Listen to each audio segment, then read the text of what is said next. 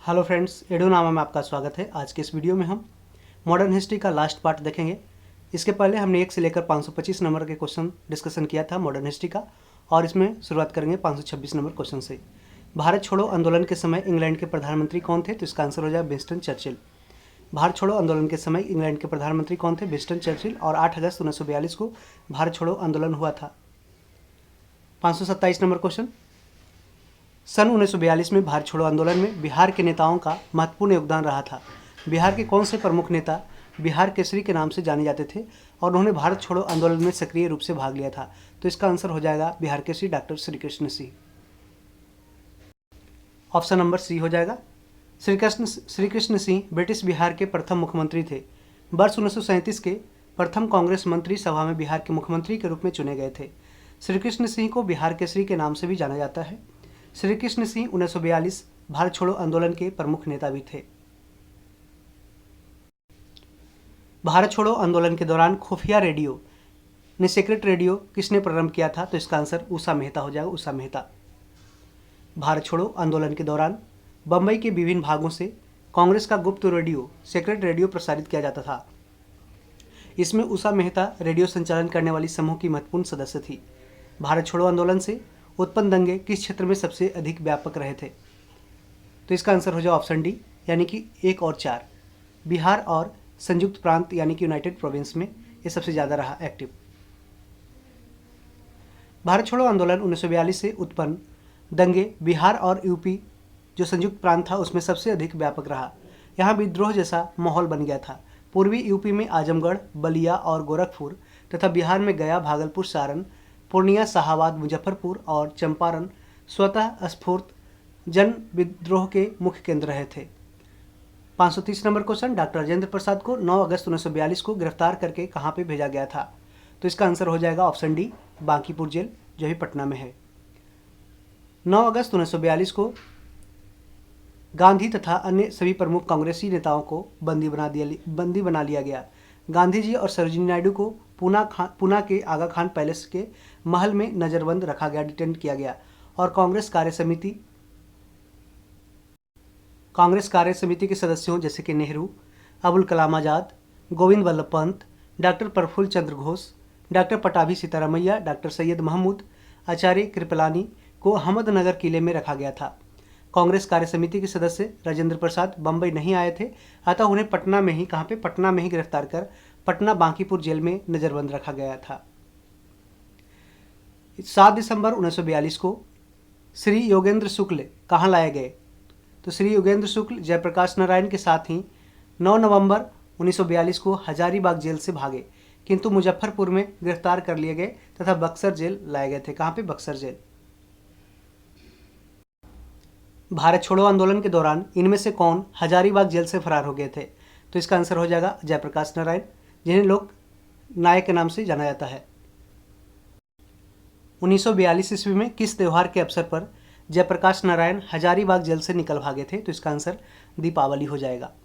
भारत छोड़ो आंदोलन के दौरान जयप्रकाश नारायण 9 नवंबर 1942 को दीपावली के दिन जेल से अपने साथियों के साथ फरार हो गए।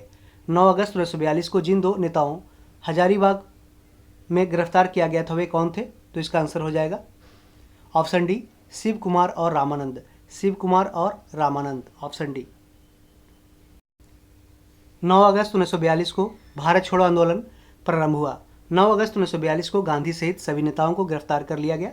शिव कुमार और रामानंद को हजारीबाग में गिरफ्तार कर लिया गया। बिहार समाजवादी पार्टी का गठन किन्होंने किया था? तो इसका आंसर ऑप्शन बी हो जाएगा, फूलन प्रसाद वर्मा और जयप्रकाश नारायण ने बिहार सोशलिस्ट पार्टी का गठन किया। ठीक है, बाद में ये कांग्रेस सोशलिस्ट पार्टी बन गया। ठीक है, 1934 में। बिहार समाजवादी पार्टी का गठन 1931 में फूलन प्रसाद वर्मा और जयप्रकाश नारायण द्वारा किया गया। इन दोनों के अतिरिक्त कुछ अन्य सहयोगियों ने भी इस पार्टी के गठन में महत्वपूर्ण भूमिका निभाई थी। 536 number question, Bihar provincial Congress committee जिसका मुख्यालय कहाँ? तो पटना में है। इसका गठन कब हुआ था? तो इसका आंसर 1908 हो जाएगा, 1908। बिहार प्रोविंशियल कांग्रेस कमेटी का गठन कब हुआ? 1908 में। कहाँ पे? पटना में किया गया। कहाँ? पटना में। इस सम्मेलन की अध्यक्षता सैयद अली इमाम ने किया था, सैयद अली इमाम ने। 537 नंबर क्वेश्चन, महात्मा गांधी और उनके सहयोगियों की 1942 में हुई धरपकड़ से बिहार में बहुत दंगे हुए। इसमें रेल सेवा पूर्ण रूप से ठप हो गई। उसमें अधिकतर प्रभावित जिला कौन था? तो इसका आंसर पटना हो जाएगा, पटना। 1942 में भारत छोड़ो आंदोलन के दौरान गांधी सहित सभी नेताओं को गिरफ्तार कर लिया गया। आंदोलन को कुचलने के लिए पुलिस ने दमना चक्र चलाया। पुलिस के इस दमन से क्रुद्ध होकर जनता ने कई स्थानों पर हिंसक कार्यवाही की। उसने पुलिस थानों, रेलवे स्टेशन, डाकघर पर हमला कर दिया। रेलवे लाइनें उखाड़ दी गई, जिससे रेल सेवा पूरी तरह ठप हो गई। इस संबंध में मद्रास और बंगाल सबसे अधिक प्रभावित हुआ। बिहार में भी कई स्थानों पर हिंसक घटनाएं हुई, जिसमें से पटना अधिक प्रभावित रहा। 538 नंबर क्वेश्चन, जयप्रकाश नारायण को राष्ट्रीय स्तर के नेता की पहचान किस संदर्भ में मिली है? तो इसका आंसर भारत छोड़ो आंदोलन हो जाएगा, 1942। जयप्रकाश नारायण को राष्ट्रीय स्तर के नेता की पहचान भारत छोड़ो आंदोलन के दौरान मिली। वस्तुतः आंदोलन की शुरुआत 9 अगस्त 1942 के दिन ही सभी प्रमुख कांग्रेसी नेता गिरफ्तार कर लिए गए। जो कांग्रेसी नेता गिरफ्तार न हो सके थे, उन्होंने गुप्त रूप से असंगठित जनता को निर्देश किए। इसमें जयप्रकाश नारायण, राम मनोहर लोहिया और अरुणा आसफ अली के नाम प्रमुख है। 539 नंबर क्वेश्चन, आज़ाद दस्ता बिहार में किस आंदोलन के दौरान सक्रिय रहा? तो इसका आंसर ऑप्शन डी हो जाएगा, भारत छोड़ो आंदोलन, quit India movement, option D हो जाएगा। भारत छोड़ो आंदोलन के दौरान जेल से फरार होने के बाद जयप्रकाश नारायण ने बिहार में आज़ाद दस्ता गठित कर आंदोलन चलाया था। कौन सी घटना सबसे पहले हुई थी? तो इसको देखना है, तो मिलान कर सकते हैं आप। तो देखिए, क्रिप्स मिशन का आगमन हुआ था मार्च 1942 में और इसके अध्यक्ष थे स्टेफर्ड क्रिप्स। भारत छोड़ो आंदोलन का प्रस्ताव अगस्त 1942 में आया, 8 अगस्त 1942। गवर्नर जनरल के पद पर लॉर्ड बेबल का आगमन हुआ अक्टूबर 1943 में। गवर्नर जनरल के पद पर लॉर्ड बेबल का आगमन हुआ अक्टूबर 1943। कैबिनेट मिशन का आगमन हुआ वर्ष 1946 और कैबिनेट मिशन में टोटल 3 सदस्य थे, जिसमें पैथिक लॉरेंस इसके अध्यक्ष थे, एबी अलेक्जेंडर था और स्टेफर्ड क्रिप्स था। अतः दी गई घटनाओं में सर्वप्रथम स्टेफर्ड क्रिप्स के नेतृत्व में क्रिप्स मिशन का आगमन हुआ था मार्च 1942 में। 541 नंबर क्वेश्चन, कथन और कारण के बारे में पूछा है, तो देख सकते हैं। कथन कह रहा है कि राष्ट्रीय स्वयंसेवक संघ यानी आरएसएस 1942 के भारत छोड़ो आंदोलन से अलग रहा। इसका विचार था कि इस आंदोलन से भारत की स्वतंत्रता में देर होगी। तो इसका स्टेटमेंट देख सकते हैं कि कथन, इसका हो जाएगा आंसर सी हो जाएगा। ठीक है, सी में कह रहा है ये सत्य है परंतु आर गलत है, यानी कि इसका जो कथन है वो सही है कि आरएसएस 1942 के भारत छोड़ो आंदोलन से अलग रहा। तो ये स्टेटमेंट सही है, जबकि ये स्टेटमेंट गलत है कि इसका विचार था कि इस आंदोलन से भारत की स्वतंत्रता में देरी होगी। इसलिए ऑप्शन सी इसमें हो जाएगा। ठीक है, ये सत्य है परंतु आर असत्य है। राष्ट्रीय स्वयंसेवक संघ 1942 के भारत छोड़ो आंदोलन से अलग रहा। वर्ष 1940 से लेकर विदेशी सत्ता के वर्ष 1947 में समाप्त होने तक के किसी भी राष्ट्रीय आंदोलन में संघ की कोई भी भूमिका नहीं थी। भारतीय राष्ट्रीय सेना यानी कि इंडियन नेशनल आर्मी की स्थापना किस वर्ष में हुई थी? 542 नंबर क्वेश्चन, इसका आंसर हो जाएगा 1942। भारतीय राष्ट्रीय सेना इंडियन नेशनल आर्मी की स्थापना हुई थी 1942 में। मार्च 1942 में रास बिहारी बोस ने टोक्यो में एक सम्मेलन का आयोजन किया, जिसमें भारतीय राष्ट्रीय सेना या आज़ाद हिंद फौज के गठन का निर्णय लिया गया। आज़ाद हिंद फौज में प्रमुख रूप से वे भारतीय सैनिक थे जिन्होंने सिंगापुर के पतन के बाद जापानी सेनाओं के समक्ष आत्मसमर्पण कर दिया था। 543 नंबर क्वेश्चन, इनमें से 1945-46 में दिल्ली में हुई आईएनए के मुकदमे के पक्ष में पेश हुए वकील कौन थे? तो इसका आंसर ऑप्शन बी हो जाएगा, भुल्लाभाई देसाई। भुल्लाभाई देसाई हो जाएगा। वर्ष 1945 में लाल किले में आज़ाद हिंद फौज के सिपाहियों के प्रसिद्ध मुकदमे की पैरवी कैलाशनाथ काटजू, सर तेज बहादुर सप्रू, जवाहरलाल नेहरू, भुल्लाभाई देसाई आदि कर रहे थे। वकीलों के इस समूह की अध्यक्षता कौन कर रहे थे? तो भुल्लाभाई देसाई कर रहे थे, भुल्लाभाई देसाई। 544 नंबर क्वेश्चन, 1943 में आज़ाद हिंद फौज यानी कि इंडियन नेशनल आर्मी अस्तित्व में कब आई थी? तो इसका आंसर कहाँ पे आई थी? सिंगापुर में। जून 1942 में रास बिहारी बोस ने बैंकॉक में भारतीय स्वतंत्रता लीग इंडियन इंडिपेंडेंस लीग का एक सम्मेलन बुलाया था। बैंकॉक सम्मेलन में सुभाष चंद्र बोस को जापान आने का निमंत्रण भेजा गया। वे जून 1943 में टोक्यो पहुंचे थे। 21 अक्टूबर 1943 को सुभाष चंद्र बोस ने स्वतंत्र भारत की अंतरिम सरकार गठित किया। कब? 21 अक्टूबर 1943 को। अतः वर्ष 1943 में आज़ाद हिंद फौज कहाँ पे? सिंगापुर में अस्तित्व में आई थी। आज़ाद हिंद सरकार के निर्माण की घोषणा कब की गई थी? तो आपको पता है 21 अक्टूबर 1943 को। आईएनए इंडियन नेशनल आर्मी किसके दिमाग की उपज थी और किसने इसकी स्थापना की थी? तो इसका आंसर डॉक्टर मोहन सिंह हो जाएगा, डॉक्टर मोहन सिंह। आज़ाद हिंद फौज का ख्याल सबसे पहले मोहन सिंह के मन में आया था। वे ब्रिटेन की भारतीय सेना में अफसर थे। जब ब्रिटिश सेना पीछे हट रही थी तो मोहन सिंह जापानियों के साथ हो गए। जापानियों ने जब भारतीय युद्ध बंदियों को मोहन सिंह को सुपुर्द कर दिया तो वे उनमें से लोगों को आज़ाद हिंद फौज में भर्ती करने लगे। 547 नंबर क्वेश्चन, निम्नलिखित व्यक्तियों में से किसने वर्ष 1943 में सुभाष चंद्र बोस को सिंगापुर में आईएनए बनाने में सहायता किया था? तो इसका आंसर जनरल मोहन सिंह हो जाएगा, कैप्टन मोहन सिंह। भारतीय राष्ट्रीय सेना के संस्थापक कौन थे? इंडियन नेशनल आर्मी के संस्थापक कौन थे? तो इसका आंसर हो जाएगा मोहन सिंह, ऑप्शन बी मोहन सिंह। फॉरवर्ड ब्लॉक की स्थापना किसने किया था? तो इसका आंसर सुभाष चंद्र बोस हो जाएगा। कांग्रेस को छोड़ने के बाद सुभाष चंद्र बोस ने मार्च 1939 में फॉरवर्ड ब्लॉक की स्थापना की थी। फॉरवर्ड ब्लॉक किसके द्वारा स्थापित किया गया? सुभाष चंद्र बोस, ऑप्शन बी हो जाएगा। 551 नंबर, सुभाष चंद्र बोस के नाम के पहले समान सूचक नेताजी किस देश में जोड़ा गया था? तो इसका आंसर जर्मनी हो जाएगा। और जर्मनी के हिटलर इसको सुभाष चंद्र बोस को है जो नेताजी कह के पुकारते थे। सुभाष चंद्र बोस के नाम से पूर्व नेताजी शब्द जर्मन विदेश मंत्रालय द्वारा प्रदान किया गया। इन्होंने वर्ष 1939 में फॉरवर्ड ब्लॉक की स्थापना की थी। सच्चिदानंद सिन्हा किसके साथ जुड़े थे? तो इसका आंसर हो जाएगा ऑप्शन डी, इनमें से किसी एक के साथ नहीं। किसी के साथ नहीं तो सविनय अवज्ञा आंदोलन नहीं, दांडी मार्च नहीं, भारत छोड़ो आंदोलन नहीं।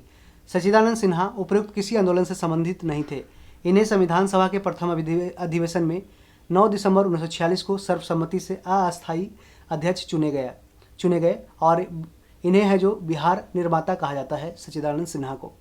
और 11 दिसंबर 1946 को डॉक्टर राजेंद्र प्रसाद को संविधान सभा के परमानेंट अध्यक्ष बना दिया गया। अखिल भारतीय फॉरवर्ड ब्लॉक की स्थापना के लिए सुभाष चंद्र बोस से कौन जुड़े और आईएनए आंदोलन के साथ भी जुड़े रहे? तो इसका आंसर सिलभद्र याजी हो जाएगा, ऑप्शन सी सिलभद्र याजी। सिलभद्र याजी बिहार के एक स्वतंत्रता सेनानी थे जो महात्मा गांधी और सुभाष चंद्र बोस से जुड़े हुए थे। सिलभद्र याजी अखिल भारतीय फॉरवर्ड ब्लॉक की स्थापना के लिए सुभाष चंद्र बोस से जुड़े और आईएनए आंदोलन के साथ भी जुड़े रहे।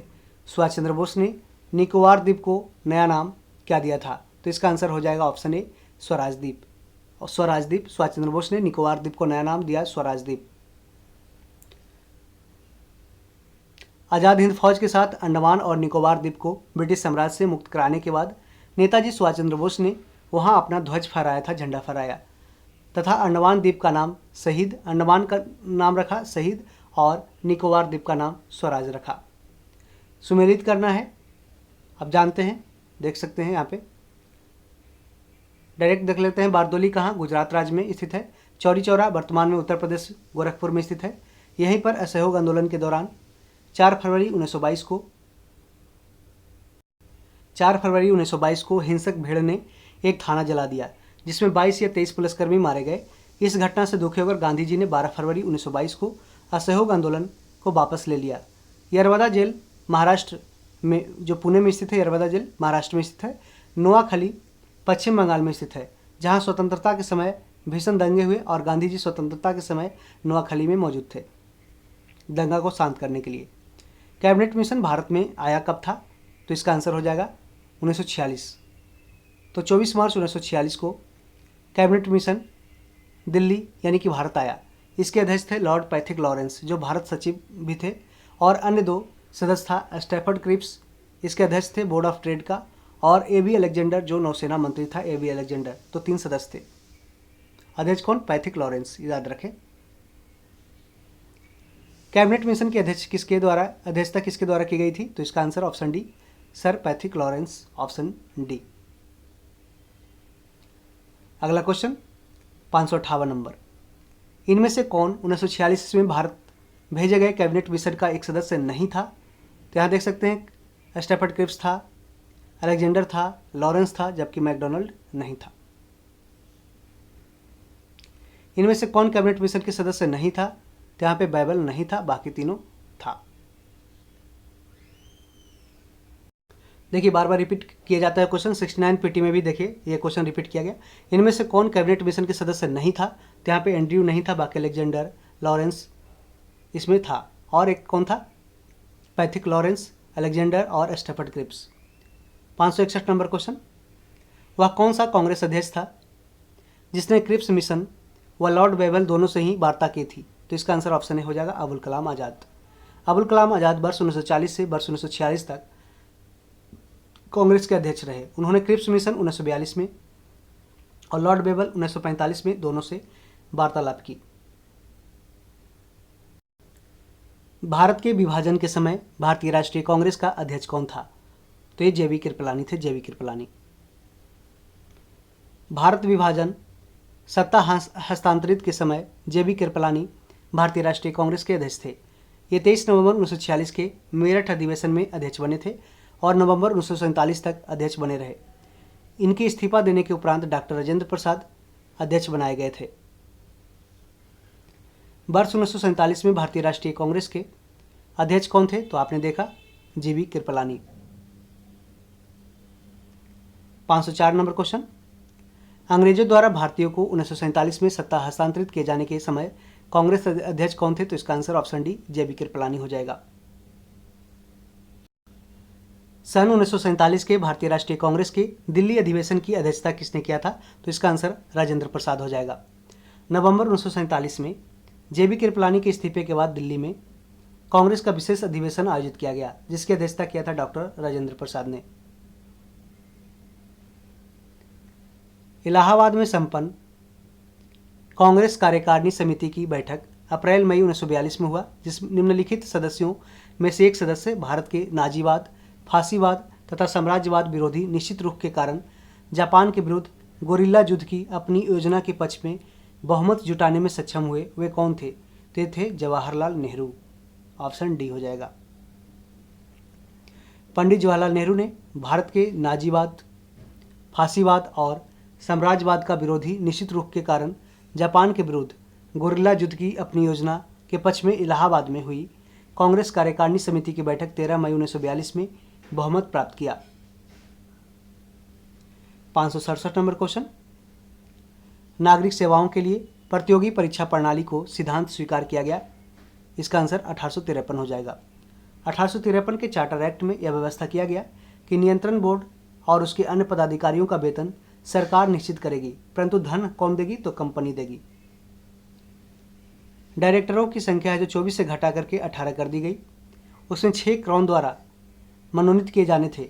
नियुक्तियां अप्रतियोगी परीक्षाओं द्वारा की जानी थी, जिसमें किसी प्रकार का भेदभाव नहीं किया जाएगा। 568 नंबर क्वेश्चन, निम्नलिखित में से किस अधिनियम के तहत लॉर्ड कॉर्नवालिस को अपनी काउंसिल के फैसले को रद्द करने का अधिकार मिला था, तो इसका आंसर 1786 का एक्ट था। Option B. Cornwallis governor general और मुख्य सेनापति दोनों की शक्तियां लेना चाहता था। 1786 के एक्ट के अनुसार इसे स्वीकार कर लिया गया और विशेष अवस्था में अपनी परिषद के निर्णयों को रद्द करने तथा अपने निर्णय को लागू करने का अधिकार भी गवर्नर जनरल को दे दिया गया।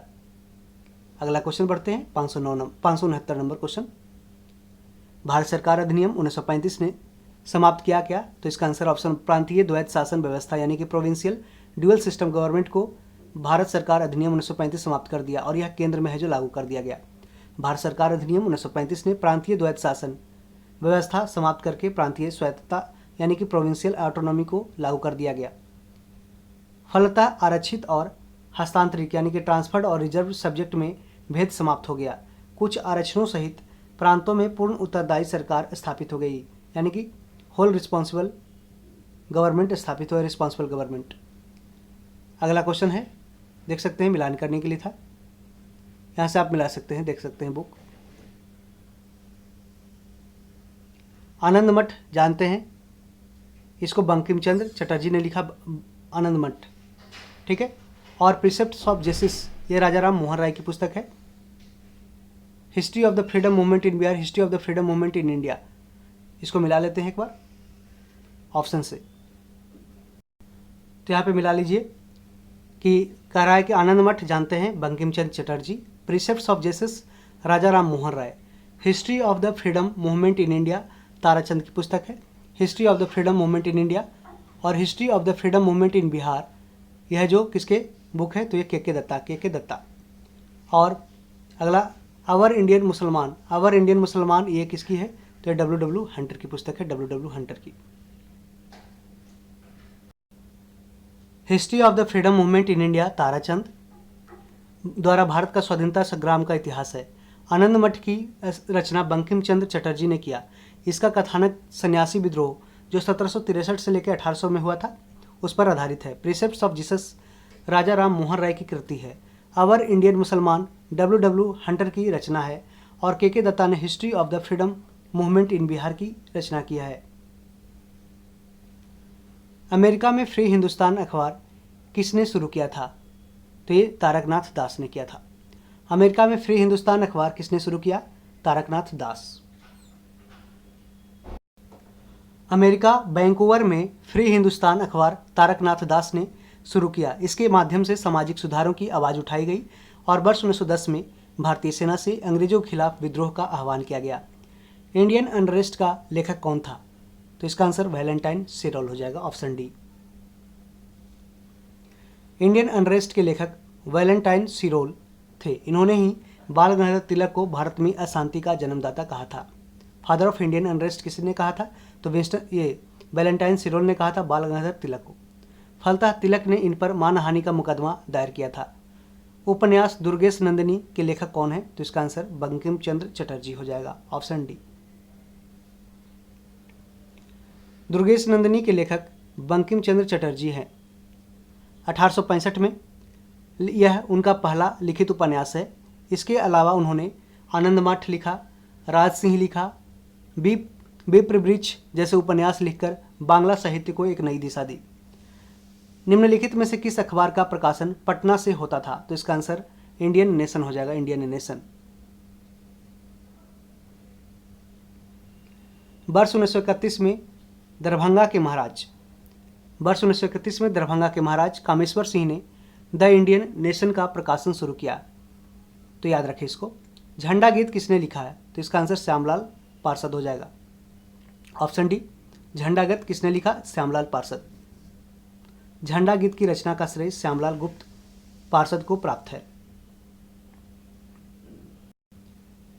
1908 में बाल गंगाधर तिलक को जेल हुई थी तो ये 6 वर्ष का जेल हुआ था।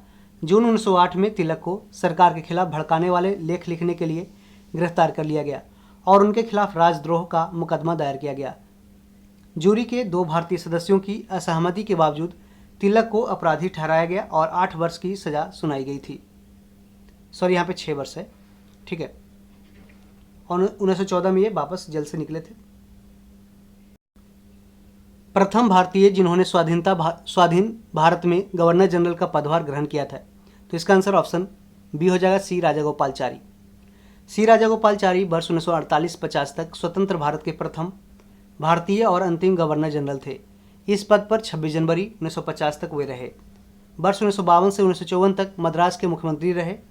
1959 में विभिन्न मुद्दों पर कांग्रेस नेताओं से मतभेद के कारण कांग्रेस छोड़कर स्वतंत्र पार्टी का गठन किया।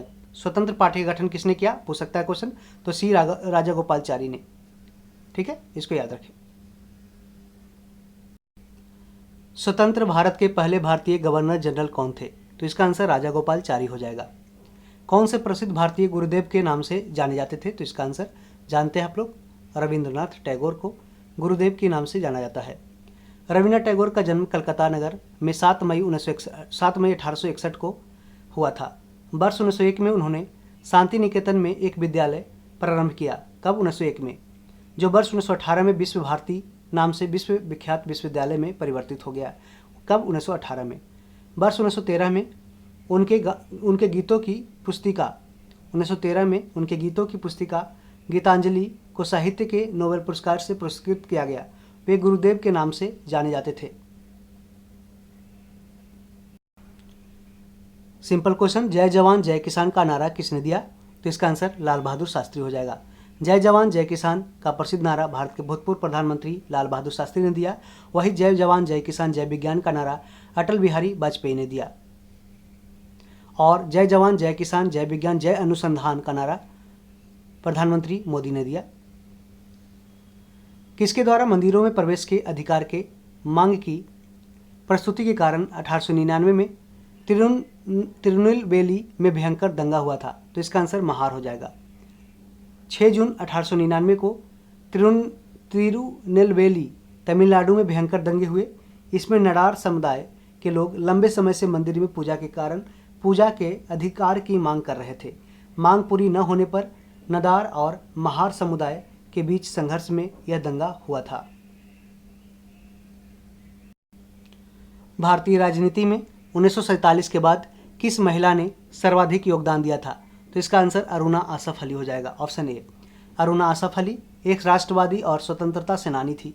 1942 के भारत छोड़ो आंदोलन में ये स्वयं और सुचेता कृपलानी भूमिगत आंदोलन की 2 प्रमुख महिला संगठन कर्त्री थी। ठीक है। अरुणा आसफ अली भारतीय राजनीति में 1947 के बाद 1948 में सोशलिस्ट पार्टी से जुड़ गई। 1950 में कम्युनिस्ट पार्टी ऑफ इंडिया से जुड़ी और मॉस्को रूस की यात्रा की। 1954 में national federation of Indian women के गठन में सहयोगी रही थी। 1958 में दिल्ली की मेयर बनी थी। कौन? तो ये अरुणा आसफ अली। फिर पैट्रियोट समाचार पत्र की स्थापना किया। इस तरह उन्होंने 1947 के बाद भारतीय राजनीति में सर्वाधिक योगदान दिया। 583 नंबर क्वेश्चन, अंतरिम सरकार यानी कि इंटरिम गवर्नमेंट में वित्त मंत्री कौन थे? तो इसका आंसर लियाकत अली खान हो जाएगा। पुनर्गठित अंतरिम सरकार अक्टूबर 1946 में वित्त मंत्री का पद लियाकत अली खान के पास, गृह विभाग सरदार पटेल के पास तथा विदेशी मामले और राष्ट्रमंडल विभाग जवाहरलाल नेहरू के पास था। हम बहुत बड़ी भूल करेंगे यदि हम बिहार की जनता और उनके मंत्रिमंडल को लीग के नेताओं के हिंसक व असभ्य आक्रमणों के आगे आरक्षित छोड़ देंगे। वर्ष 1946 में यह बात किसने किया था? तो ये सरदार वल्लभ भाई पटेल ने की थी। 1946 में बनी अंतरिम सरकार में राजेंद्र प्रसाद के पास कौन सा विभाग था? तो इसका आंसर हो जाएगा खाद्य और कृषि, फूड एंड एग्रीकल्चर। वर्ष 1946 में बनी अंतरिम सरकार में राजेंद्र प्रसाद के पास खाद्य और कृषि विभाग, बलदेव सिंह के पास रक्षा विभाग, वल्लभ भाई पटेल के पास गृह विभाग था। वर्ष 1946 में बनी अंतरिम सरकार में डॉक्टर राजेंद्र प्रसाद के पास कौन सा विभाग था? तो क्वेश्चन रिपीट किया गया, ऑप्शन सी खाद्य और कृषि। 1946 में गठित अंतरिम सरकार के मंत्रिमंडल में श्रम विभाग किसको सौंपा गया था? तो इसका आंसर हो जाए जगजीवन राम। 1946 में बनी अंतरिम सरकार में श्रम विभाग बाबू जगजीवन राम को दिया गया। राजेंद्र प्रसाद को खाद्य और कृषि विभाग दिया गया और सैयद अली जहीर को विधि विभाग दिया गया। तो याद रखें, सैयद अली जहीर विधि विभाग इनको दिया गया था। अगस्त 1923 के बनारस हिंदू महासभा के अधिवेशन की अध्यक्षता किसने किया था? तो इसका आंसर पंडित मदन मोहन मालवीय हो जाएगा, ऑप्शन डी हो जाएगा। अगस्त 1923 के बनारस हिंदू महासभा के अधिवेशन की अध्यक्षता किया था पंडित मदन मोहन मालवीय। पंडित मदन मोहन मालवीय हिंदू महासभा के सबसे प्रतिष्ठित नेताओं में से थे और 1923 के अधिवेशन में उन्होंने अध्यक्षता किया था। बनारस के इसी अधिवेशन में शुद्धि जैसे आंदोलनों का स्वागत किया गया। इन्होंने हिंदी और अंग्रेजी में Hindustan, the Indian Union, Abhyudaya तथा द लीडर का प्रकाशन किया। तो पूछ सकता है आपसे डायरेक्ट क्वेश्चन कि the Leader, Abhyudaya, the Indian Union, Hindustan किसने लिखा है? तो ये मदन मोहन मालवीय ने किया है। और 1916 में बेचू की स्थापना में महत्वपूर्ण योगदान दिया। फ्रंटियर गांधी का असली नाम क्या है? तो खान अब्दुल गफ्फार खान, ऑप्शन सी हो जाएगा। इन्हें सीमांत गांधी के नाम से जाना जाता है या बादशाह खान फ्रंटियर गांधी। ब्रिटिश भारत के पंजाब प्रांत यानी भूतपूर्व उत्तर पश्चिमी सीमा प्रांत के पेशावर जिले जो अब पाकिस्तान में है उसके एक गाँव में जन्मे अब्दुल गफ्फार खान, जिन्हें सीमांत गांधी या बादशाह खान, फ्रंटियर गांधी, फ़ख्र-ए-अफ़गान आदि नामों से जाने जाते हैं। इन्हें 1987 में भारत रत्न की उपाधि से सम्मानित किया गया। कब? 1987 में। राजेंद्र प्रसाद कहाँ के रहने वाले थे? तो इसका आंसर हो जाएगा बिहार के। बिहार के सीवान जिले के जीरादेई। राजेंद्र प्रसाद बिहार के कांग्रेसी नेता थे। ये संविधान सभा के अध्यक्ष थे। संविधान लागू होने के बाद ये भारत के प्रथम राष्ट्रपति बने थे और इस सीवान के जीरादेई से थे। 591 नंबर क्वेश्चन, रामचंद्र शर्मा किस गांव से थे? तो इसका आंसर अमहरा हो जाएगा, अमहरा। रामचंद्र शर्मा अमहरा पटना के निवासी थे। बिहार में फॉरवर्ड ब्लॉक के प्रमुख नेता थे। बिहार में फॉरवर्ड ब्लॉक के प्रमुख नेता थे रामचंद्र शर्मा। अगला क्वेश्चन, जगत नारायण लाल को किस जेल में भेजा गया था? जगत नारायण लाल को, तो इसका आंसर बांकीपुर जेल हो जाएगा, पटना। प्रसिद्ध स्वतंत्रता सेनानी जयप्रकाश नारायण को सहयोगी 1942 में के भारत छोड़ो आंदोलन के प्रमुख नेता थे। इस दौरान उन्हें गिरफ्तार करके बांकीपुर जेल में भेजा गया था। विश्व में शांति और आपसी सहयोग स्थापित करने के लिए नेहरू जी ने कौन सा सिद्धांत प्रस्तुत किया था? तो इसका आंसर गुट निरपेक्षता हो जाएगा, non aligned movement, option A हो जाएगा। नेहरू और भारत की नीति मुख्य रूप से यही रही कि शांति, निःशस्त्रीकरण तथा जातीय समानता का पक्ष लिया जाए और अंतर्राष्ट्रीय सहयोग दिया जाए ताकि अंतर्राष्ट्रीय झगड़े शांतिपूर्वक सुलझाए जा सके। सितंबर 1961 को भारत के प्रधानमंत्री जवाहरलाल नेहरू, मिस्र के राष्ट्रपति कर्नल नासिर और यूगोस्लाविया के राष्ट्रपति मार्शल टीटो के सहयोग से विश्व की तीसरी शक्ति के रूप में यूगोस्लाविया की राजधानी बेलग्रेड में गुट निरपेक्ष आंदोलन यानी कि नॉन अलाइंड मूवमेंट नैम का गठन किया गया। गुट निरपेक्ष देशों का प्रथम शिखर सम्मेलन सितंबर 1961 में यूगोस्लाविया की राजधानी बेलग्रेड में आयोजित की गई। राज्य विभाग की स्थापना किसकी अध्यक्षता में की गई? तो इसका आंसर हो जाएगा ऑप्शन डी, सरदार वल्लभ भाई पटेल। माउंटबेटन ने घोषणा किया कि विभाजन उपरांत अस्तित्व में आए दो देश भारत और पाकिस्तान में पड़ने वाले देशी रियासतों के प्रश्नों का निपटारा पॉलिटिकल डिपार्टमेंट के स्थान पर स्टेट डिपार्टमेंट करेगी। नेहरू ने रियासतों के एकीकरण के लिए स्टेट डिपार्टमेंट का कार्यभार सरदार वल्लभ भाई पटेल को सौंपा। सरदार पटेल ने 5 जुलाई 1947 को कार्यभार संभाला और बीपी मेनन ने उनके सचिव के रूप में जिम्मेदारी संभाली थी। कौन? बीपी मेनन। स्वतंत्रता पूर्व बिहार में निम्नलिखित में से एक वर्चस्वशाली जाति डोमिनेंट कास्ट नहीं था। तो पहले भूमिहार था, कायस्थ था, राजपूत था, लेकिन कुर्मी नहीं था। लेकिन स्वतंत्रता बाद ये भी, जैसे कि अभी बिहार में पॉलिटिकल स्फीयर में ये डोमिनेंट है। स्वतंत्रता पूर्व बिहार में भूमिहार, राजपूत और कायस्थ वर्चस्वशाली जातियाँ डोमिनेंट कास्ट थी, जबकि कुर्मी जाति वर्चस्वशाली नहीं थी। देवबंद के उस विद्वान का नाम बताइए जिन्होंने स्वतंत्रता आंदोलन में महत्वपूर्ण भूमिका निभाई थी। तो ये अबुल कलाम आज़ाद थे। अबुल कलाम आज़ाद देवबंद आंदोलन से संबंधित थे। उन्होंने अल नदवाह का प्रकाशन किया। वे वर्ष 1940 से 1946 तक कांग्रेस के अध्यक्ष रहे। इंडिया विंस फ्रीडम उनकी प्रसिद्ध पुस्तक है, इंडिया विंस फ्रीडम।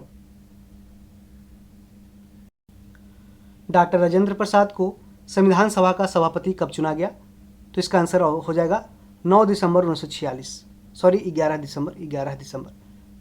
1946 को संविधान सभा की प्रथम बैठक की अध्यक्षता अस्थायी अध्यक्ष इसके बने थे। कौन? डॉक्टर सच्चिदानंद सिन्हा। 11 दिसंबर 1946 को संविधान सभा ने डॉक्टर राजेंद्र प्रसाद को निर्विरोध संविधान सभा के अस्थायी अध्यक्ष के रूप में निर्वाचित किया था।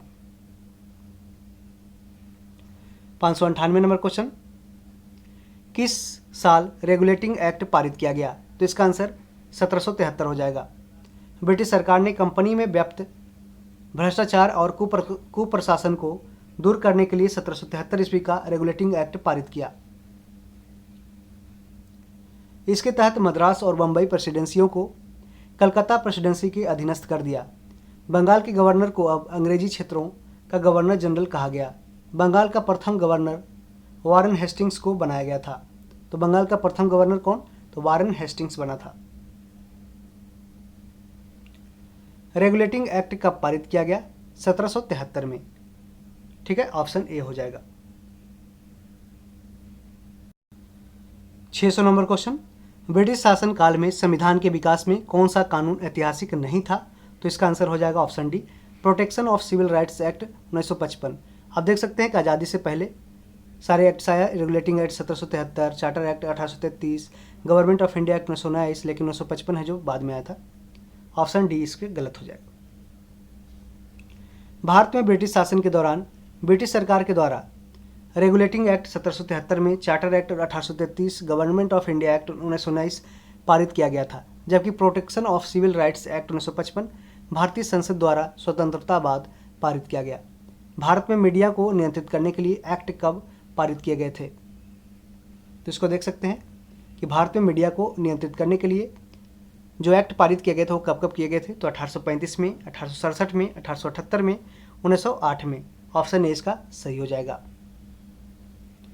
किसानों की दमनकारी नीतियों को विधानों की दमनकारी नीतियों को उजागर करने के कारण सर्वप्रथम 1835 में प्रेस एक्ट का ऐलान किया गया। प्रेस और पुस्तकों का पंजीकरण अधिनियम 1867 पारित किया गया। गवर्नर जनरल लॉर्ड लिटन ने 1878 में वर्नाकुलर प्रेस एक्ट पारित किया, जिसके द्वारा बिना सरकार की इजाज़त के कोई पत्र नहीं निकाला जा सकता जिसमें अंग्रेजी सरकार की आलोचना हो। उसके अतिरिक्त प्रेस पर नियंत्रण का एक्ट लॉर्ड मिंटो ने वर्ष 1908 में पारित किया, जिसके तहत ऐसे किसी भी प्रकाशन को जब्त करने का अधिकार सरकार को होगा जिसमें सरकार के खिलाफ जन भावना को भड़काने का आरोप हो। 602 नंबर क्वेश्चन, भारत की कम्युनिस्ट पार्टी और राष्ट्रीय स्वयंसेवक संघ यानी आरएसएस की स्थापना के क्रमशः सबसे करीबी वर्ष पहचानना है। तो इसका आंसर 1925 हो जाएगा। तो कम्युनिस्ट पार्टी की स्थापना 1925 और आरएसएस की स्थापना भी 1925। भारत की कम्युनिस्ट पार्टी और राष्ट्रीय स्वयंसेवक संघ की स्थापना वर्ष 1925 में क्रमशः कानपुर और नागपुर में की गई। तो कम्युनिस्ट पार्टी की स्थापना 1925 में कहाँ कानपुर और राष्ट्रीय स्वयंसेवक की 1925 में नागपुर में महाराष्ट्र में की गई। Catherine Mayo, Aldous Huxley, Charles Andrews और विलियम डिग्बी के बीच आम रिश्ता क्या था? तो इसका आंसर हो जाएगा ऑप्शन ए। उन्होंने ब्रिटिश शासन के दौरान भारत की हालत पर टिप्पणियाँ लिखी थी, कमेंट किया था। कौन? कैथरीन मायो, जो मदर लिखा है, मदर का पुस्तक का लेखक कौन है? Catherine Mayo. Aldous Huxley, Charles Andrews, William Digby के बीच आम रिश्ता है कि उन्होंने ब्रिटिश शासन के दौरान भारत की हालत पर टिप्पणियाँ लिखी थी। Catherine Mayo, Aldous Huxley, Charles Andrews और विलियम डिग्बी ने ब्रिटिश शासन के दौरान भारत की हालत पर टिप्पणियाँ लिखी।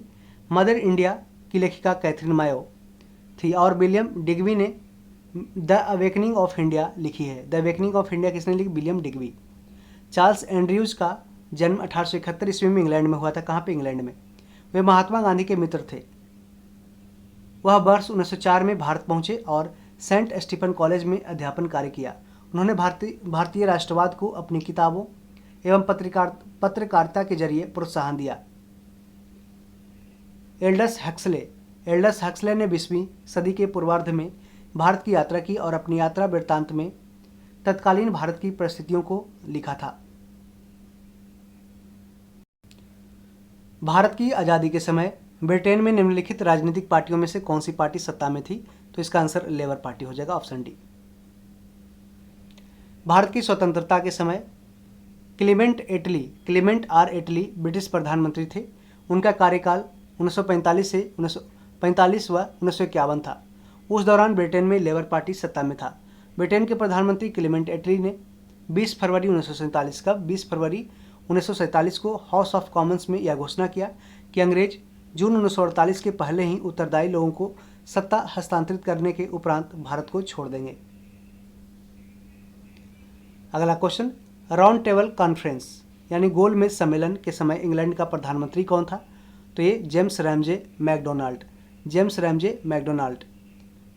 अंग्रेज सरकार द्वारा भारत में संवैधानिक सुधारों पर चर्चा के लिए वर्ष 1930-32 के बीच सम्मेलनों की एक श्रृंखला के तहत 3 गोलमेज सम्मेलन आयोजित किए गए। इन सम्मेलनों को मई 1930 में साइमन आयोग द्वारा प्रस्तुत की गई रिपोर्ट के आधार पर संचालित किया गया। इस समय भारत के वाइसराय लॉर्ड इरविन और प्रधानमंत्री रैमजे मैकडोनाल्ड था। भारत की राजधानी कलकत्ता से दिल्ली कब बदली गई? तो 1912 में। भारत की राजधानी कलकत्ता से दिल्ली बदली गई कब? 1912।